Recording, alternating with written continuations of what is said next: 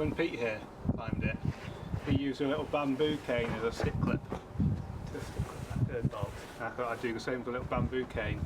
But I was looking at it, and you have to do quite a little scary climb out to the bolts. I think it's probably only about E7, but I didn't like the idea of doing this E7. There's a big ledge on the far side of the gully. I thought if I put a big stick there rather than a bamboo cane, a really big one, and laid it across the gully, and I was going to clove it to swing around the top, and that could be protected for it. And I chopped off the end at an angle, so that when it laid across, it can sit nicely against the rock there. I've jumped up and down on the end here, and it seems to stay in. As long as you pull down on it, it's good. I guess if you pull sideways, the whole thing would fall out. And you place it on lead, so I figure that's allowed, isn't it? Have you asked the first ascensionist? Yeah, he said it was a good idea, and he just hadn't thought of it.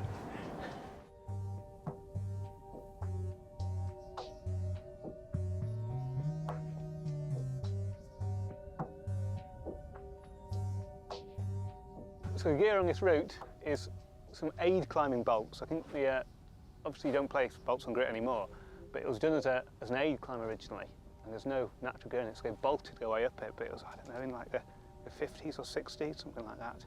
And there's these tiny aid climbing bolts. Most of them seem to have either fallen out or been taken out, but there's 3 of them which you can clip from halfway up, but they only go in, like a centimetre, and they're like 6mm, everything just hammered into a hole. So it's pretty marginal gear, and that's the only gear for the route.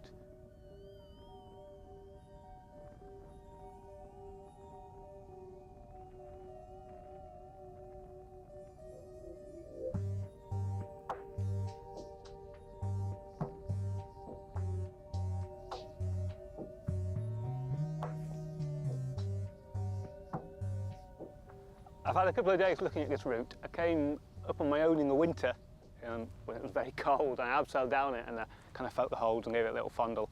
And I decided it was really good, and I wanted to come back and try it. So now it's got a bit warmer, not much warmer. I've been up a couple of times top roping it, working out the gear, working out the moves. Last time I came up, I top roped it twice in a row and I won her, so I'm feeling relatively confident that I can do it. It's really good. It's probably, I don't know, French 8A plus, French 8B climbing. So for a grit route, that's pretty hard.